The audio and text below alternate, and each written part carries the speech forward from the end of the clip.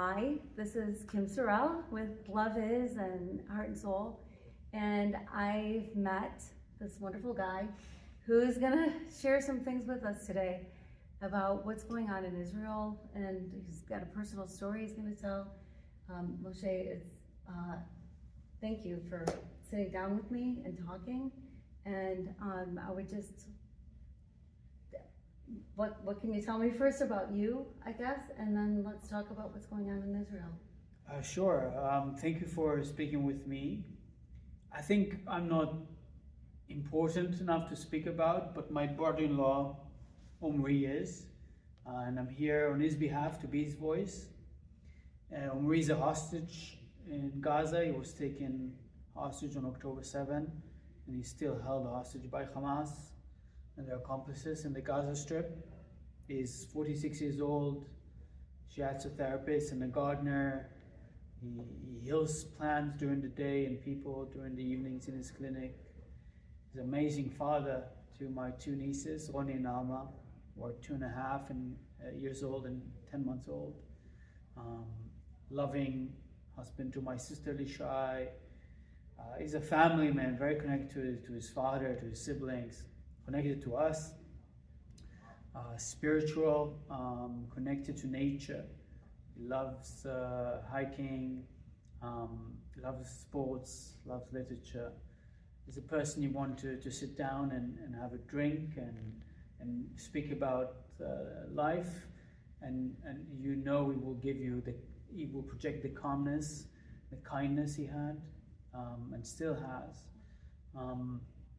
And sadly, he was taken from us on that day, and we've been fighting for his return ever since. You know, we're going to get into in a minute, like what your take is on the world's reaction and what you wish was going on in Israel right now and the kind of help that you'd be getting. But I would love to know more about your brother-in-law. So how did your brother-in-law meet your sister? Yeah, they met in March 2020. And if you remember what happened in March 2020, the world froze. Yes, it did. But they met and their love just blossomed amid the pandemic. Very quickly, it was clear that this is a unique bond between two people, and they told us that they were meant for each other. They brought to the world Roni, and later on brought to the world Alma, so two beautiful daughters. So they met in March, Yep. and then when were your nieces born? Like, was it just this quick romance? Yeah, it was very quick, relatively quick. My niece Roni was born in July 21. They got married in September 22. And then Alma was born, she's 10 months old now. She was born in May 23. Recently, more than a third of her life is without her father.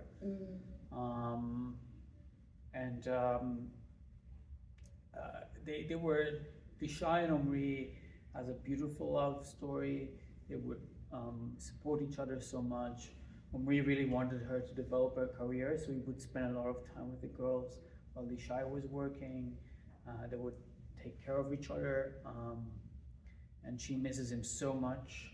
She herself survived October 7, the girls survived October 7, so she's dealing with her trauma, she's dealing with the displacement because their community was ravaged, Nachalos, where they were attacked.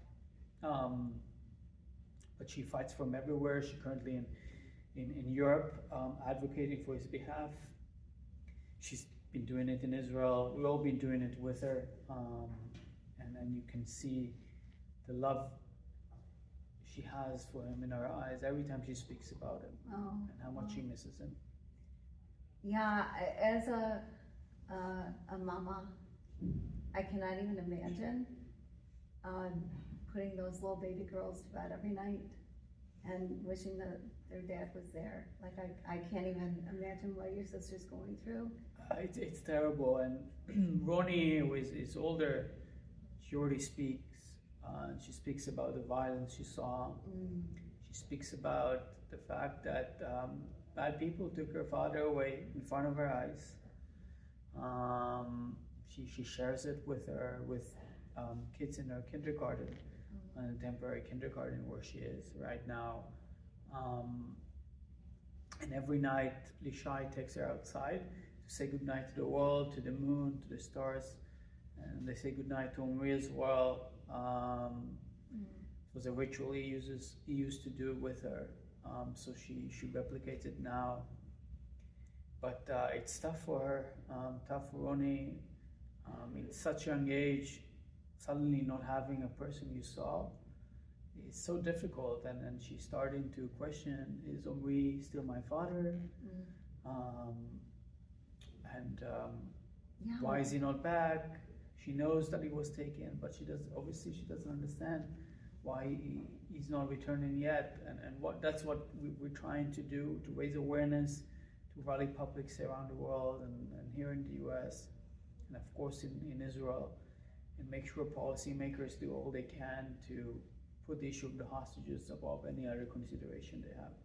Yes, well, it's interesting because there's been other hostage situations throughout history, right, around the world. And it seems like there's so many that the focus stays there. Like the world's attention stays there, or at least many of the countries keep their attention there until the hostages are released. And here we are, today I believe is February 20 as we're filming this. And so we're a long ways away from October 7th. Yeah. Like that's a long way, a long, long time for anyone to be. 137 days. 137 days. And so in other situations, there's been involvement. In this situation, from my perspective, my friends and I talk about it, and we're like, what's going on, and what's going on today, and we pray and whatever, but it's kind of slipped out of the news in so many ways. And how is that what you're seeing, or how are you feeling? How is Israel feeling? Yeah, I think to an extent it did disappeared from the news cycle in the international media. I can understand to an extent why. It's been 137 days. People move on. The news never stopped. There are issues worldwide, local issues, global issues. But for us, we're still on October 7th. So every time we see it, it's not being talked about. It pains us because we know that our family members are still held captive, are still being tortured, are still being abused, are still deprived of food and water and proper sanitary conditions. And especially the women hostages, you can only imagine, at least from the testimonies, the sort of sexual abuse they may be undergoing as we speak now. So for us, this is an immediate issue, and we try to do all we can to rally the public, to ensure the media speaks about it. In Israel, obviously, this is part of the conversation because we cannot heal without the hostages returning to us. There is still an ongoing war, but the crisis is much larger than Israel. It's a humanitarian crisis, it's a multi-faith crisis. People of different faith were captured, kidnapped that day. It's a multinational issue. People of different nationalities were kidnapped that day. So we try and emphasize that so that others understand they have to speak up, irrespective of their politics. This is not something they can approve of. This is not something they can be quiet about. Right, right. Because we're not talking, so often it's two armies that are fighting against each other, and then the ones that are taken captive are army people, which still is not good. Like, nobody wants, I don't know if anybody wants war or anybody wants anything like that to happen.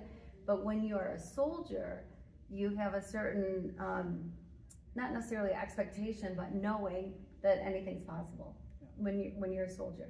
When you are just a citizen and you're just going about your business, then you don't expect something to happen.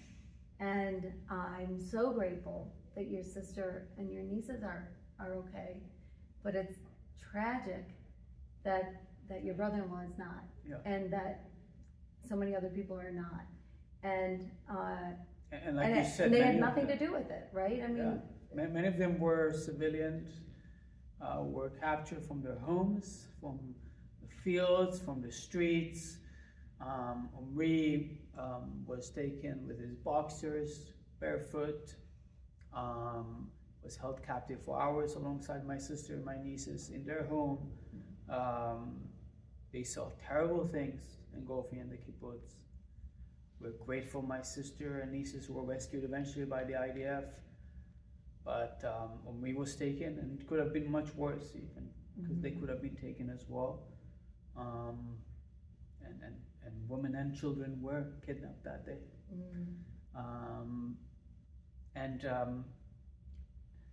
For that reason, we try and ensure the public understand this cannot be tolerated, that we have to do all we can to bring them home.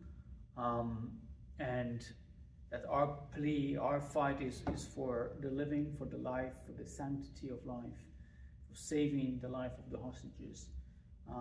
Unlike the battle that took place on that day, on October 7, by people who sadly sanctified death and came to harm people in their homes against any moral principles. there's no sense to it. No. There's no sense to it. It's not, when things are senseless, they're hard to imagine. It's hard to really wrap your mind around it and go, what is going on? I would imagine that that's gotta be the feeling of everybody is first, it happened, right? Which that, you're going, what is going on? And then we saw things that are atrocious, just absolutely inhumane, atrocious, things that should never happen in the world anywhere. And if they do, the whole world should be up in arms and say, this has got to stop. This cannot be happening. We cannot let this group of people do this to other human beings. Like, this is wrong. And sometimes I feel like if it were dogs, you know, there are people that love dogs so much that if dogs were being treated this way, people would be up in arms, right? Yeah. And we're talking human beings. We're talking human beings that are being treated this way. And so with that, I guess, if you were in charge and you could reach out to anybody in the world, what do you think the scenario would look like? Like, what is your hope? As we're filming this and people will see it, what do you want the people that are seeing this to know? And what do you want them to do? And then what do you wish other people would do? I will stay in the realm of reality, of what we can do. We, the families, continue engaging with policymakers, whether here in the US, in Europe, other places, and of course in Israel, all the time. We meet them, we provide our accommodations, we provide our demands, we share our story and our grief, pain, but also hope that they can be brought home. What the wider public can do is support us. And how you can support a family is go to, just type on Google or Bing or go to a website that will bring them home. And you see this is a grassroots organization of the Hostages and Missing Families Forum. You can learn about the different chapters. There are 90 chapters around the world, what they do in your region. You can learn about demonstrations and rallies and runs that are taking place every week in support of the hostages. You can go to 1 minute a day and reach out to your elected official after you learn about the hostages. You can go to social media. Go type on Instagram, bring home, and you'll find countless pages dedicated to hostages.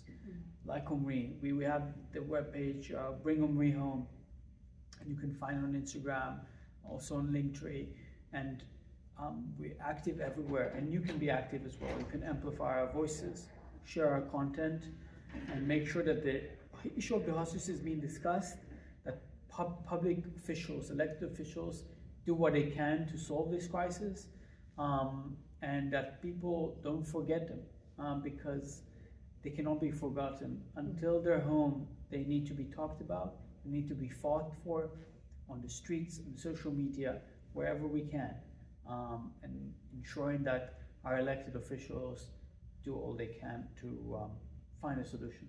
Right, right. Well, and I think, obviously there's things going on in the background that we're not privy to the information of exactly what's going on. But the louder our voices can be, the maybe sooner things can happen. If elected officials understand that people around the world are passionate about this, people around the world are up in arms about this, I keep thinking, if this happened in the United States, if it happened in the United States where terrorists, I mean, we're not talking an army even, which that would be bad enough, but we're talking terrorists, we're talking about people who don't think like we do. We're talking about people who, you were talking earlier too, when we were just talking about, this is how they're raised, or I don't know if it was you I was talking to, but somebody, they're raised this way, right? They're raised with this hatred. So I feel bad for them, because that's not a good life for them either, but at the same time, at some point in time you would think their humanity would kick in and go, guy, this is a fellow human being, we can't do this. And if it did happen in the United States, we would be looking at a whole different scenario. This is not where we would be. The hostages would not be there. Since October 7th, and this is February 20, since October 7th, 137 days. 137 days. And each day is agonizing. Each day has got to be so for everybody. Because you go to sleep knowing that another day passed and they're not home. And you wake up the next day and realize, I have to master all the strength again to speak about them in the media, to speak about them in social media, to write, to create content, to meet public officials, to live in order to ensure that everyone understands that they need to return, to live and function so that you'll have the strength and power to continue doing what you do. That's how the families of hostages have been running since October 7th, and it's agonizing, but we have to do it, and we'll keep on doing it until they're home. It has to be agonizing, of course, and exhausting, and it's too long. It's too much. It's time for everybody to speak up. Like, everybody should speak up. We should all be writing our officials.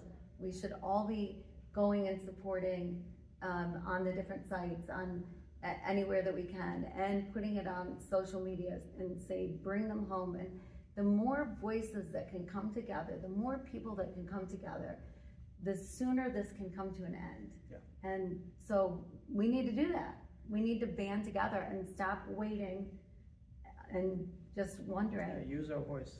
Right. I mean, for you, exactly. Use our voice. And for you, it obviously hits home. I mean, this is your brother-in-law. And I think for other people, they need to try to put themselves in your shoes. Exactly. And go, man, what if this was my sister, my brother, my child, my grandchild, my father, my mother, whoever. But what would the feeling be?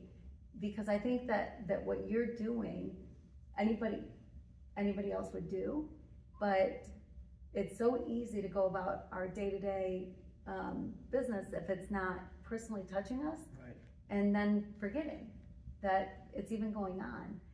But with the forgetting, more time goes by. There should be no forgetting, because we're in this world together, for goodness sake. These are our brothers and sisters.